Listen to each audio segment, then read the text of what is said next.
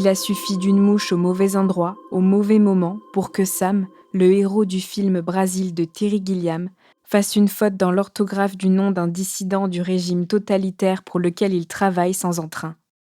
L'administration, modèle de bureaucratie sans âme, se révèle alors incapable de corriger son erreur et transforme le fonctionnaire coupable de la maladresse en renégat, changeant irrémédiablement son destin. Emeric, étudiant, cycliste et habitué du Bon Coin, ne pensait qu'à finir son projet de fin d'année et à boire des verres avec ses amis quand un jour, d'autres en décidèrent autrement.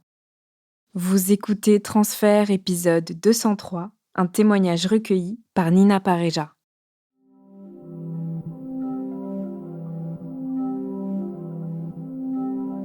J'ai 23 ans et je fais des études de cinéma d'animation à Valence pour 2 ans. C'est ma deuxième année, donc mai 2013, on est plutôt sur la fin de l'année. Dans cette école, on est censé faire un film de fin d'études, quasiment sur toute l'année. Et là, c'est vraiment la dernière ligne droite où on n'a plus du tout de cours. Et on est vraiment... moi, j'ai la tête dans le guidon, la tête sous l'eau. Et je bosse tous les jours, tous les soirs jusqu'à minuit, 1h. Et souvent le week-end, parce que... il y a quand même toute la fabrication du film, c'est de cinéma d'animation, donc c'est super lent. Donc je suis à Valence depuis 2 ans, mais la plupart de mes copains sont à Lille ou à Paris. Et donc ça fait longtemps que je les ai pas vus. Et là, j'ai un petit week-end organisé à Paris, parce que le lundi, je dois passer le concours d'entrée aux arts décoratifs. Et le même week-end, il y a une espèce d'événement vélo qui s'appelle le Ride Bear et Baguette. C'est une espèce de grande randonnée dans Paris où la circulation est coupée et en général les gens ils sont habillés un peu chic à l'ancienne. Moi c'est pas le cas parce que j'ai pas eu le temps de m'occuper de ça, mais on a des beaux vélos bien un peu d'époque et puis ça se termine au bois de Vincennes et en général après on boit des coups. Mon train est à 17h, donc le samedi matin, comme tous les samedis matins depuis un petit moment, on bosse à l'école avec quelques-uns de mes camarades. On est 8 dans la classe, donc on n'est pas très nombreux. Donc en général, on est 3-4. Souvent, je mange à l'école et puis l'après-midi, soit je fais du vélo, soit je fais du graffiti avec mon coloc. Et souvent, je passe dans un espèce de petit atelier de vélo tenu par des petits papis hyper mignons. Et il y a des gens un peu nuls qui viennent réparer leur vélo et on leur file un coup de main. Et il y a aussi énormément de vieilles pièces et souvent, j'aime bien farfouiller et découvrir un peu des trésors là-dedans. Donc c'est mon petit rituel du samedi où je vais filer un coup de main à papy et je récupère des bricoles. Je me rends dans ce petit atelier, j'y passe une demi-heure, 40 minutes. Et après, je rentre chez moi pour me préparer un peu pour mon train de 17h. Pour l'occasion, j'ai un Cinélipiste, un vieux vélo de piste des années 70. J'ai bien nettoyé, machin, il est nickel. Et comme je suis ce genre de personne qui stresse des transports, qui arrive 2 heures avant de prendre un train, je me dis ouais, je vais arriver vraiment très en avance, genre 2 heures en avance, comme ça je serai vraiment détendu. Et j'ai fait des petites fiches pour préparer un peu mon oral de lundi, qui est quand même un oral qui me met pas mal la pression parce que c'est une école assez réputée. Je pars de chez moi, il fait super beau, je roule très lentement parce que c'est un vélo de piste qui a pas de frein. Et là, dans une petite rue, je me fais dépasser par un gros fourgon de la police nationale qui me fait signe de m'arrêter. Donc il me double et puis il se rabatte. Je m'arrête sur le trottoir et là je me dis merde, c'est un vélo qui a pas de frein, j'ai pas de casque, y a rien dessus en fait, donc c'est pas homologué, normalement on n'a pas le droit de rouler avec ça dans la rue. Les 90% des flics s'en foutent, mais il y en a qui parfois on peut se prendre une amende. Et pas du tout, ils viennent vers moi et ils me disent monsieur, vous correspondez au signalement d'un vol, suite à un vol qui vient de se passer. Si ça ne vous dérange pas, vous allez nous accompagner au commissariat et on va faire une confrontation. Alors ils descendent, ils sont moins 3-4. Ils t'entourent, déjà c'est pas une situation qui est très rassurante, même si moi ça me rassure beaucoup parce que ça n'a rien à voir avec le vélo. Donc je me dis, avec plaisir, je vous accompagne au commissariat, surtout que ils me disent que ça va prendre 10 minutes, on file au commissariat, on monte dans le fourgon avec le vélo, je suis jamais rentré dans un fourgon de police. Et donc on est un peu serré, ils sont un peu gênés, c'est un peu galère avec le vélo. Ils me garantissent que ça va pas durer longtemps, et comme la gare, le commissariat est pas très loin de la gare, après je suis à 5 minutes, et hop, je prends mon bus et c'est fini. Je leur demande de quoi il s'agit, si je peux avoir des informations, et ils sont pas du tout bavards. 2 minutes plus tard, on arrive au commissariat, Je passe dans une petite pièce un peu neutre avec des affiches de la police. Ils me disent d'attendre ici et que ils vont venir me rechercher pour faire ce fameux tapissage en gros. Tapissage, c'est quand t'es 5, 6, 8 personnes avec un numéro et que la victime doit dire bah, c'est le numéro 3 qui m'a volé mon sac à main. Ils reviennent, je suis tout seul au tapissage, donc c'est vraiment le cliché, il y a le miroir sans teint. Tu sais pas quel est le profil de la personne derrière qui est en train de te regarder, mais toi tu te vois un peu baigné là dans cette salle, c'est absurde en fait ce moment. Et bon, ils te remettent dans la petite pièce où j'étais avant, et pareil, j'attends encore 5 minutes. Et là, 5 minutes plus tard, ils arrivent à 3 avec un air très fermé et ils me disent monsieur, la victime vous a identifié, vous êtes son voleur. Et ils me donnent pas plus d'infos et ils me disent juste vous allez être placé en garde à vue.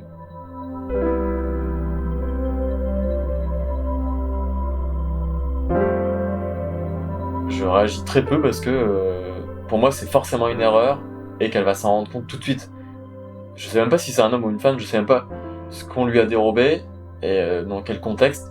Juste, j'ai été identifié, je vais être placé en garde à vue, j'ai le droit d'appeler quelqu'un, ils me prennent mon téléphone, ils me prennent les lacets, la ceinture. Et comme je suis persuadé que ça va pas durer, pour moi ça sert à rien d'appeler quelqu'un alors que je vais rester un quart d'heure. Donc je leur dis non, bon, c'est bon, je personne à appeler, c'est une erreur, c'est une erreur. Donc je vais en garde à vue. La pièce, elle fait environ 2 mètres sur 3, 2 mètres sur 4. Donc c'est vraiment petit, donc tu peux même pas tourner en rond, c'est assez compliqué. Tu te manges rapidement le petit lavabo et puis l'espèce de banquette. La banquette, c'est un bloc de béton. Il y a pas de couverture, il y a pas de coussin, rien. C'est vraiment un bloc de béton brut. Un peu sale, du coup. Ça sent pas très bon, il y a des vieux toilettes, il y a un trou avec un petit muret qui te cache vite fait au bout de la cellule, mais c'est tout petit, ouais. Et c'est des cellules individuelles. Là, je suis tout seul, il y a personne, et c'est sombre. Et du coup, la seule lumière, elle provient du bout du couloir, donc c'est la lumière du soleil, mais après tout le reste, c'est vraiment plutôt dans le noir. Et donc c'est des petites cellules tout en béton avec des portes vitrées en vieux PVC. Tout est rayé, gravé, machin. Il y a des tags partout. Je sais pas avec quoi ils ont tagué ça d'ailleurs, avec marqué. C'est gravé quoi. C'est marqué genre machin 92 heures, on lâche rien. Et ils mettent tous la durée de leur garde à vue et tout. C'est ça partout. Donc au début quand t'arrives là, c'est vraiment une très vieille cellule un peu sale. C'est une découverte. J'ai pas de montre, j'ai pas de téléphone, donc c'est hyper perturbant de pas savoir combien de temps il s'est passé. Et donc j'essaie d'appeler monsieur policier, je sais plus ce que je dis, mais personne répond. Et là, tu tournes en rond, mais je suis quelqu'un de hyper actif, un peu sanguin. Vraiment, j'ai beaucoup de mal à me poser, à rien faire. Donc là, c'est l'enfer. Vraiment, ton cerveau il tourne à 200 à l'heure et tu te dis mais qu'est-ce qui s'est passé? Je suis en train de louper mon train. Ma copine qui devait me rendre ses clés. Là, je pense à 10 000 trucs et je guette le moindre signe où je vais pouvoir me sortir de là et en fait c'est une erreur et tout ça et donc ça dure vraiment longtemps. Je sais que il est à peu près 18-19 heures. La gastronomie de la garde à vue c'est toujours incroyable, hein. C'est une toute petite barquette de lasagne qui sont alors c'est vraiment il y a juste les pâtes et une espèce de sauce tomate très sucrée, pas de fromage, pas de basilic, pas d'huile d'olive. Il y a toujours une petite brique de jus d'orange. Vraiment le truc poudré haut et des petits biscuits secs. Ouais, quand on me donne ça à manger, ça me rappelle que vraiment la garde à vue, t'es un moins que rien, quoi. Ils te donnent vraiment le pire truc qu'ils aient trouvé, quoi. Pour que ce soit décent, chaud et un minimum équilibré, t'es la pire personne. T'es quelqu'un qui a fait un truc pas bien, t'es mis à l'étroit, à l'écart, et on va te donner le pire de ce qu'on peut te donner à manger, quoi. Je passe dans une autre phase je suis plus en colère, vraiment à vouloir me défendre à tout prix, à appeler tout le temps les flics. Et là, je suis vraiment triste parce que c'est la soirée qui commence. Et donc, c'est un samedi soir de mai à Valence, il fait super beau. Tu sais que là, j'ai des potes qui sont en train de prendre l'apéro, de boire des coups. À Paris, pareil, j'avais un anniversaire de prévu. Donc, ça me touche tellement d'être en dehors de ma vie et de pas être avec mes amis et là où je devrais être, que j'en pleure parce que c'est hyper dur humainement de faire ça à quelqu'un, de dire bah toi on va t'enfermer dans une pièce pendant 10 heures et puis et nous pendant ce temps-là on fait des trucs quoi, on vit notre vie et toi non. Pour l'instant j'ai eu qu'à faire vraiment des flics hyper basiques qui savent pas bien s'exprimer, qui sont pas très aimables. C'est assez énervant d'avoir affaire à ce genre de personnes. Et là c'est donc un officier de police judiciaire, l'OPJ, qui vient me voir et lui il vient prendre ma déposition. Donc là, je vais avoir plus d'infos et en plus, il me parle correctement. Il réfléchit à ce que je lui dis, tout ça, il me pose des questions. Et rien que ça déjà d'avoir un contact humain alors que ça fait déjà un petit moment que je suis tout seul et que les personnes qui m'adressent la parole sont extrêmement froids. Déjà, ça me fait un peu du bien. Et surtout, je commence à avoir des infos. Donc il m'explique que j'ai été arrêté parce que je correspondais au signalement d'une personne qui a volé une pièce de monnaie. Donc la victime vendait une pièce de 10 dollars américains sur le Bon Coin. Il a vendu 700 euros sur le Bon Coin.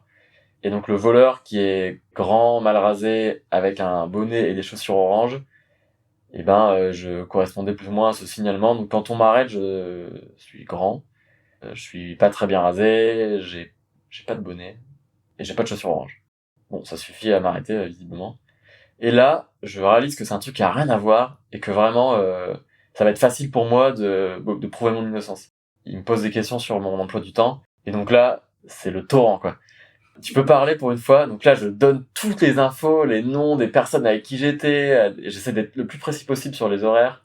Je donne des numéros de téléphone, des noms, j'étais avec telle personne peut vous confirmer, machin. Donc là, vraiment j'abonde d'informations pour, je me dis peut-être que il va me sortir de là rapidement.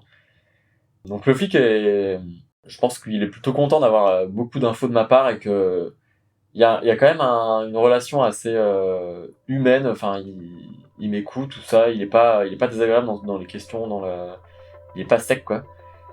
Mais je comprends quand même rapidement que je vais retourner en garde à vue parce que il faut qu'il traite ces informations-là avec la victime, tout ça, et que c'est samedi soir à 21h et que voilà, lui c'est la fin de son service et voilà, je vais dormir en garde à vue.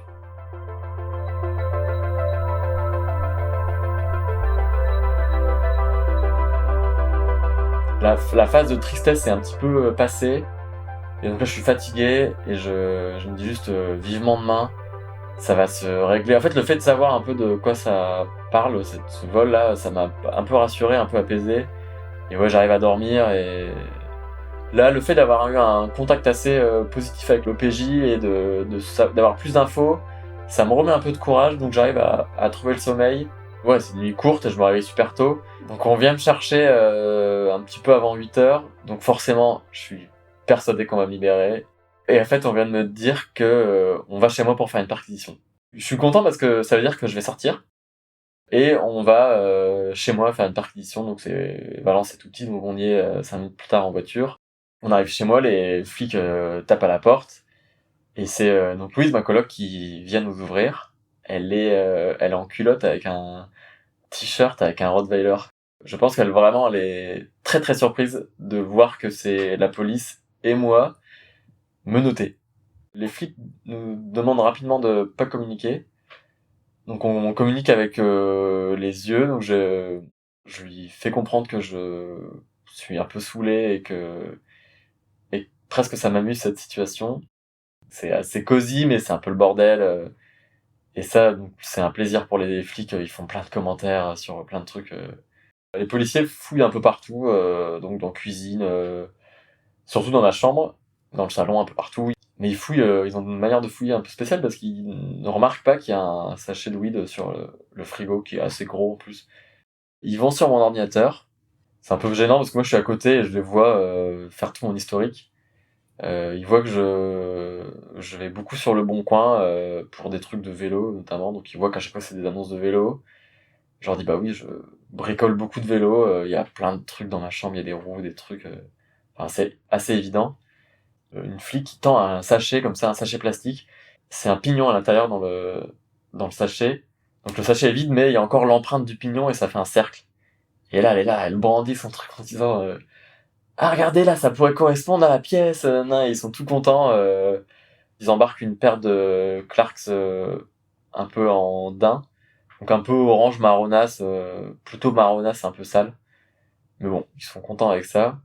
Et moi, je suis pendant tout le long de la garde à vue, la première partie, je suis menotté, main dans le dos sur un tabouret au milieu du salon, et j'ai pas le droit de parler. Et après, il me déplace un peu pour me poser des questions, toujours menotté, main dans le dos, donc c'est une expérience de vie assez intéressante. Et il y a surtout, en fait, il y a l'OPJ qui est présent, et lui, il survole un peu l'ensemble, et je pense que lui, très rapidement, j'ai l'impression qu'il a très vite son avis, et que son avis, c'est que j'ai rien à faire là-dedans. On quitte l'appartement, et j'ai pas pu adresser un mot à Louise, et on retourne au commissariat. Dans la voiture, sur le retour, donc je papote un peu avec l'OPJ, qui est vraiment plutôt agréable, et il me fait comprendre que il y croit pas du tout, que y a rien qui colle. Il me dit qu'en gros, ça va pas traîner et que je vais être libéré assez vite. En gros, le vendeur a posté une annonce sur le Bon Coin. Le voleur est venu et donc en plus le voleur a fait les choses bien parce qu'il a appelé d'une cabine téléphonique, il a pas envoyé de mail ou et le mec est parti en courant. C'est vraiment un vol à l'arraché. Il est parti en courant avec la pièce et la victime a pas pu le rattraper. Et voilà, il s'est fait voler sa pièce.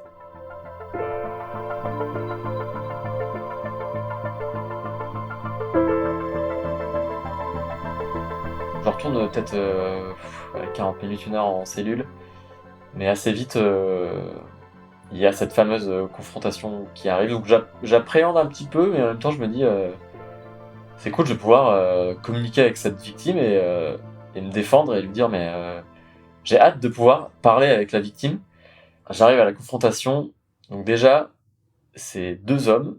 Donc il y a la victime et son frère, c'est des mecs de 55 ans, musclés, qui ont pas l'air très futés, qui ont l'air assez durs sur leur visage, assez tendus et qui ont vraiment pas l'air très très sympas. En même temps, c'est des victimes, c'est normal. Mais vraiment, je sens que c'est pas l'image de la victime un peu qui a été blessée parce que c'est violent un vol comme ça à l'arraché, j'imagine. Pas du tout. Là, c'est des mecs très durs et très rapidement, ils m'agressent verbalement. On a encore personne n'a encore parlé, mais c'est très vite. T'es vraiment qu'un salaud de me faire ça, je suis au chômage depuis 20 ans, j'ai besoin de cet argent pour vivre, super vite comme ça, donc la corde sensible en gros. Donc moi je suis surpris déjà par le profil de la victime et par me faire agresser verbalement tout de suite alors que bon ça fait déjà je sais pas 15 heures que je suis en garde à vue et c'est déjà pas marrant. Et en plus on m'agresse alors que j'ai rien fait. Ça c'est beaucoup. Donc là, on échange nos versions des faits. Moi, j'essaie d'être assez calme.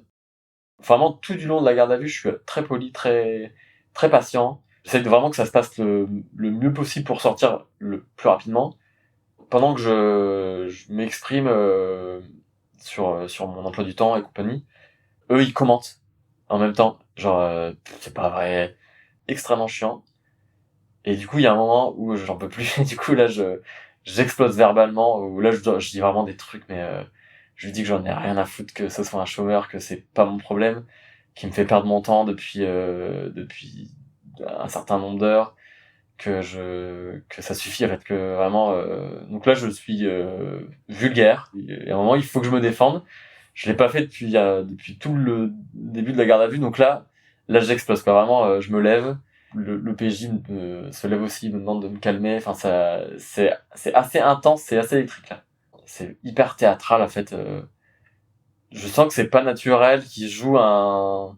Là, il y a une petite musique qui commence à se jouer là où j'ai l'impression qu'ils mentent que vraiment en fait je me dis en fait ça n'a jamais existé cette histoire de pièce. Ils sont vraiment ils mettent tellement les moyens, ils surjouent en fait. C'est trop gros. Et donc là, c'est énervant en fait. Je me rends compte petit à petit que potentiellement ces mecs me font perdre mon temps alors que ils sont pas du tout victimes en fait. Ils inventent, ils ont tout inventé. Et ça aurait pu être moi comme n'importe qui, aurait dit oui, c'est cette personne-là qui m'a volé ma pièce quoi. Donc là, c'est hyper énervant. Je suis pas très costaud, je suis grand mais assez fin. Donc la confrontation se passe très mal, on n'arrive pas à communiquer. Et donc c'est l'OPJ en fait qui se rend compte que ça ne sert à rien, que j'ai ma version, ils ont leur version, on campe sur nos positions, donc il met fin à la confrontation, je retourne en cellule, il doit être à peu près midi dans ces eaux-là. Donc un peu plus tard, 13-14 heures, j'ai encore un rendez-vous avec l'OPJ qui statue un peu de voilà, c'est là je comprends que c'est la fin de la garde à vue, et puis après ça va quand même être envoyé à un juge d'instruction qui va décider de ce qui va en être, qui me donne des 3 précisions, donc j'ai pas le droit de quitter le territoire, je dois être disponible à tout moment quand il m'appelle et compagnie. Donc là je me retrouve dans la cour du commissariat, je suis hyper content, il fait beau, je reprends le vélo, je fonce chez moi, et j'ai qu'une seule chose en tête, c'est je prends un train le plus vite possible et je reprends le cours de mon existence, quoi. Je fonce chez moi à vélo, là je trouve ma coloc, je lui explique quand même vite fait ce qui s'est passé. Vraiment, je suis assez pressé, donc en même temps, je suis sur internet pour retrouver un nouveau billet de train, et je file à la gare Valence pour aller à Paris. Et à 19h, 19h30, 20h, j'arrive à Paris. J'ai vraiment hyper envie de boire une bière avec le pote que j'ai pas vu la veille, ou qu'on fait le classico kebab bière rue Mouffetard. Et, euh, et après, on se couche assez tôt, parce que je suis tellement content et apaisé d'être dans un endroit sûr, confortable, lumineux. Donc je dors bien. Alors que la veille d'un oral, normalement, je dors très peu. Je me lève quand même hyper tôt, encore une fois, à 5h, 5h, 6h. Et mon entretien, c'était 9h, 10h, aux Arts Déco, pas très loin. Et je crois que j'ai jamais passé un entretien aussi sereinement.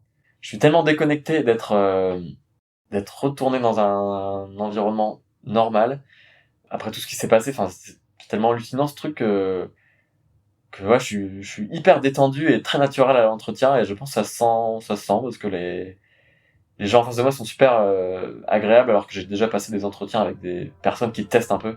Déjà, j'apprends qu'on est 2 à passer l'entretien. C'est pour entrer en 4e année aux Arts Déco. On est que 2, donc déjà ça rassure beaucoup, une chance sur 2. Et en plus, ça se passe super bien, donc voilà, je reprends un train dans la matinée et je rentre à Valence. Fin de l'histoire.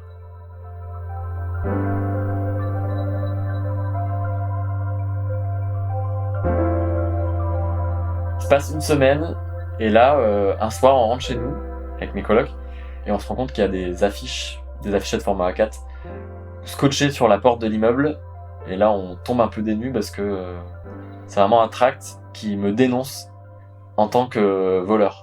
Et en fait, il y en a partout, il y en a plusieurs scotchés sur la porte, plusieurs dans l'entrée de l'immeuble, et dans toutes les boîtes aux lettres. Donc en gros, il y en a une trentaine distribuées un peu partout. Il est indiqué sur ce tract: attention, vous êtes peut-être assis à côté d'un voleur. Ce jeune qui a l'air bien sous tout rapport, étudiant à la Poudrière, a abusé de ma confiance et... Alors c'est assez mal écrit. Ça s'est passé ce samedi à 16h devant le cinéma Le Pâté à Valence. À 14h30, il était à Chabeuil. Si vous avez des éléments permettant de le confondre, je vous remercie d'appeler le commissariat de Valence. Et en dessous de ça, il y a une photocopie d'un article dans Le Dauphiné Libéré avec ma photo. L'article dit clairement que je suis le voleur, c'est certain. Donc le tract, il est bizarrement très enfantin, en fait. C'est écrit à la main, et en fait il a tracé des petites lignes au crayon de papier pour écrire bien droit. Et donc c'est vraiment un photomontage, donc avec son petit texte plus l'article, c'est hyper amateur. Mais du coup nous on est un peu terrifiés parce qu'on sait que il a notre adresse, il a ma photo, tout ça, donc c'est super flippant en fait. Ça a beau être très amateur et un peu naïf, c'est hyper flippant. Quand on connaît les victimes et leur physique, leur antécédent de videur et tout ça, des mecs qui ont l'air un peu prêts à tout, vraiment sur le moment on flippe à tel point qu'on part dormir chez une copine de classe qui a un appart assez grand. Assez rapidement, donc on me conseille de porter plainte pour diffamation et atteinte à la vie privée. C'est un peu chiant parce que ça va vraiment perturber la fin de mon année qui est déjà assez chargée avec le film. Et là, je dois faire régulièrement des allers-retours au commissariat pour faire une déposition. Donc ça prend beaucoup de temps parce que voilà, le commissariat t'attend beaucoup. La semaine d'après, on arrive à l'école un matin et l'école, elle est dans un espèce de campus qui s'appelle la cartoucherie où il y a plusieurs studios d'animation. Donc là, il y a un mec qu'on croise souvent, qui bosse dans un des studios qui me dit, je sais pas si vous avez vu, mais il y a des tracts un peu bizarres, un peu partout, sur tout le parking, un peu partout sur la cartoucherie. Donc il me le montre, c'est le même tract. Et là, donc, tout le monde est au courant assez vite. Enfin, les gens connaissent déjà l'histoire, mais là, tout le monde sait. La directrice est mise au courant. Et là, c'est elle qui fait accélérer les choses parce que elle porte plainte. Et elle a beaucoup plus de poids, parce que c'est une école qui a une sacrée portée régionale quand même. Le mec est prévenu par les flics qu'il ferait mieux d'arrêter, sinon il va avoir des problèmes. Même si ça nous sert un peu à rien de porter plainte contre lui parce qu'il est insolvable et tout ça, donc on veut juste être tranquille. Et suite à cette double plainte de ma directrice, les choses se tassent et on n'entend plus parler de ce mec.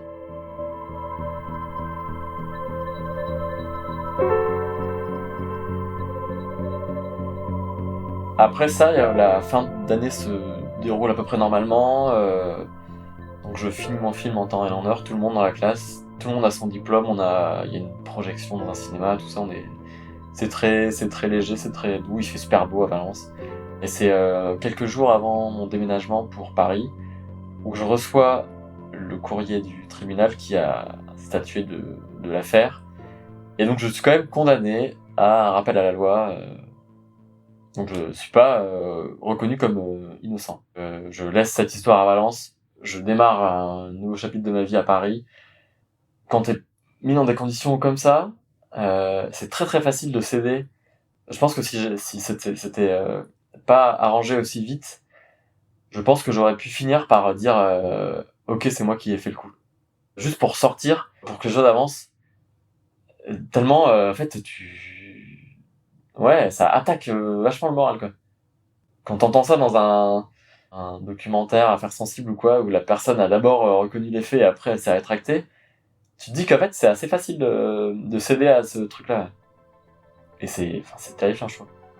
10 ans plus tard, c'est hyper frustrant parce que j'aurais jamais le fin mot de l'histoire. Je pense quand même que il y a jamais eu de vol.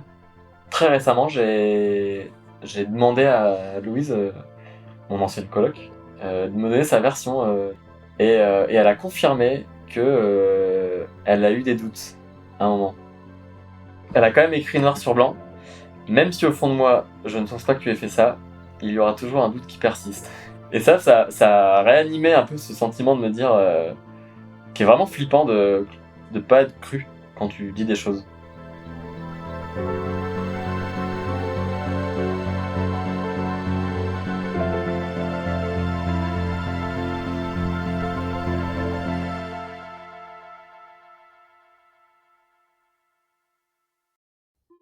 Vous venez d'écouter Transfert, épisode 203, un témoignage recueilli par Nina Pareja.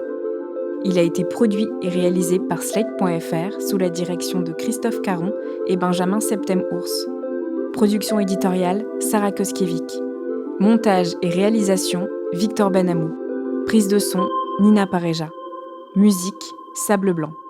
Le texte d'introduction de cet épisode a été écrit par Christophe Caron et lu par Aurélie Rodriguez. Retrouvez tous les épisodes de Transfert sur Slate.fr ou sur votre application de podcast préférée. Pour proposer une histoire, vous pouvez nous envoyer un mail à l'adresse transfert@slate.fr.